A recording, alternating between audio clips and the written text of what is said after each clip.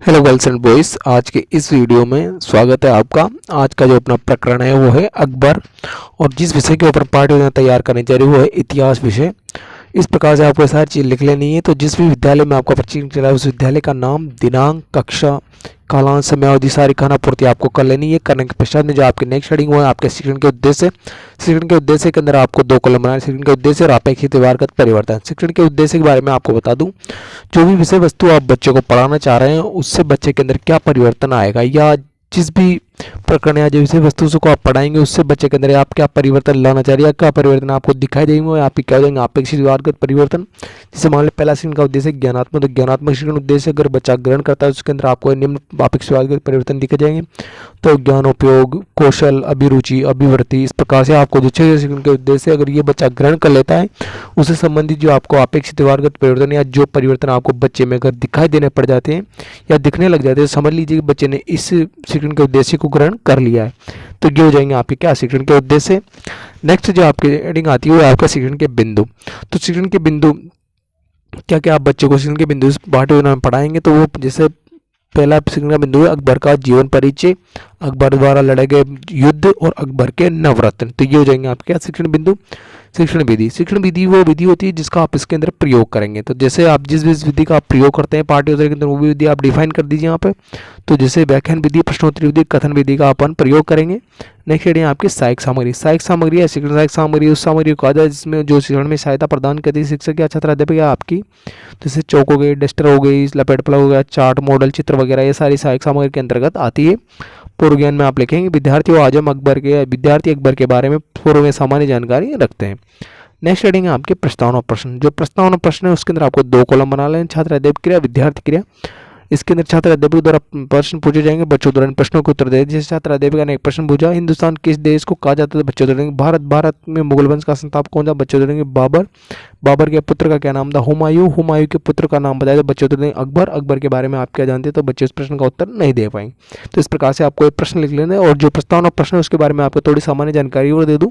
जो प्रस्तावना प्रश्न होता है आपकी पाठ्य योजना सबसे महत्वपूर्ण भाग होता है। कहने का मतलब जितना अच्छा प्रस्तावना प्रश्न तैयार करेंगे आपकी पाठ्य योजना उतनी प्रभावपूर्ण, उतनी सुशोभित बनकर निकल के आएगी। और जो प्रस्तावना प्रश्न के अंदर जो आप प्रश्न पूछते हैं ये प्रश्न आपको ताकि क्रम में पूछने। कहने का मतलब एक प्रश्न को दूसरे प्रश्न से जोड़ते हुए जिस प्रकार से मैंने प्रश्न पूछे हैं उसी प्रकार से आपके बच्चों को भी प्रश्न ये पूछने हैं। और अंत के अंदर आपके द्वारा एक समस्यात्मक प्रश्न पूछ ही लिया जाएगा।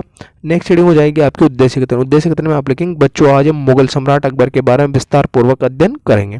तो ये हो जाएगा आपका क्या नेक्स्ट हेडिंग आ जाएगी आपकी प्रस्तुतिकरण। तो प्रस्तुतिकरण के अंदर आपको 5 कॉलम तैयार कर लें। पहला है शिक्षण बिंदु, दूसरा है छात्र अध्यापक क्रिया, तीसरा है विद्यार्थी क्रिया, चौथा है सहायक सामग्री और पांचवा है श्याम पट कार्य। इस तरह से आपको 5 कॉलम में तैयार करने के पश्चात जो शिक्षण बिंदु वाला कॉलम है उसके अंदर आपको पहला शिक्षण बिंदु लिखना है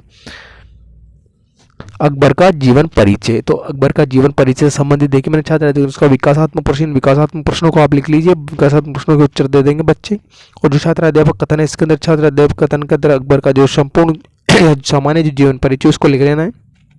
जैसे अकबर का पूरा नाम जलालुद्दीन मोहम्मद अकबर था, अकबर के पिता का नाम हुमायूं था, तो उसकी माता का नाम हमीद बानो था। अकबर का जन्म 15 अक्टूबर 1942 को अमरकोट सिंध में हुआ था। इस प्रकार से आपको सारी जानकारी लिख लेनी जो मैंने लिखा है। सहायक सामग्री के अंदर देख मैंने अकबर का चित्र भी लगाया है बोलेगा। और जो श्याम पट कार्य उस श्याम पट कार्य को मैंने परिपूर्ण कर या ब्लैक चार्ट लगाया। इसके अंदर जो अकबर का सामान्य जो परिचय जो छात्र अध्यापक कथन लिखा है इसमें से आप महत्वपूर्ण बिंदुओं को छांट लीजिए। उन महत्वपूर्ण बिंदुओं को आप इस ब्लैक चार्ट के अंदर जो आपको अंदर ये श्याम पट कार्य इसके अंदर आप लिख लीजिए। और बहुत प्रश्न को भी आप ध्यानपूर्वक लिख लीजिए। इसके पश्चात में अगले पेज पर आपको वही फिर से 5 कॉलम तैयार कर लेने। और जो शिक्षण बिंदु वाला कॉलम है इसके अंदर आपको पहला शिक्षण बिंदु लिखना है। जो द्वितीय नंबर का शिक्षण बिंदु है अकबर द्वारा लड़े गए युद्ध। तो अकबर के द्वारा जो प्रमुख युद्ध लड़े गए थे उन युद्धों की जो मैंने आपको देखी छात्र अध्यापक कथन के अंदर विस्तार पूर्वक मैंने बता दिया है कि अकबर द्वारा कौन कौन से युद्ध लड़े गए थे। और इससे संबंधित देखिए मैंने छात्र अध्यापक कथन के अंदर सारी चीज डिफाइन कर दी। और सहायक सामग्री के अंदर देखिए मैंने एक चित्र भी लगाया है अकबर हल्दी घाटी का युद्ध उसके बारे में। और इसका श्याम पट कार्य के अंदर जो अकबर के द्वारा प्रमुख जो युद्ध लड़े गए जैसे हल्दी घाटी का युद्ध हो गया, पानीपत का युद्ध हो गया, ये सारे जितने भी युद्ध लड़े थे उसके अंदर मैंने ब्लैक चार्ट के अंदर श्याम पट कार्य के अंदर डिफाइन कर दिया है सारी चीज़ों को।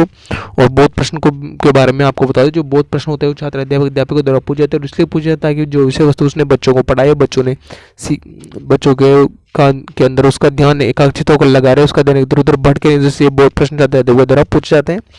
अगले पेज पर वही फिर से आपको 5 कॉलम तैयार करके नेक्स्ट जो स्टूडेंट बिंदु आता है वो है अकबर के नवरत्न।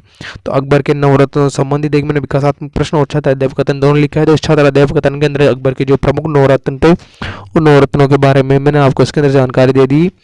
अकबर के जैसे नवरत्नों के अंदर सहायक सामग्री के अंदर देख मैंने एक चार्ट भी बनाया जिसका अकबर के जो प्रमुख नवरत्न थे जैसे तानसेन हो गया, फिजी हो गया, मानसिंह हो गया, जितने भी उसके नवरत्न थे उन नवरत्नों जैसे टोडरमल हो गया, जितने भी थे उतने मैंने इसके अंदर आपको लिखा दिए हैं। तो आप बहुत प्रश्न वगैरह और छात्र अध्याय कथन निशान कार्य को कंप्लीट कर लीजिएगा। और मित्रों अब तक आपने हमारे चैनल को सब्सक्राइब किया तो प्लीज़ चैनल को सब्सक्राइब कर दीजिए और वीडियो को लाइक कर दीजिए। मित्रों इस प्रकार से आपकी जो पाठ योजना है वो यहीं पर समाप्त होती है, लेकिन उससे पहले आपको हेडिंग लगा लेनी है मूल्यांकन प्रश्न। तो हेडिंग लगा लीजिए मूल्यांकन प्रश्न।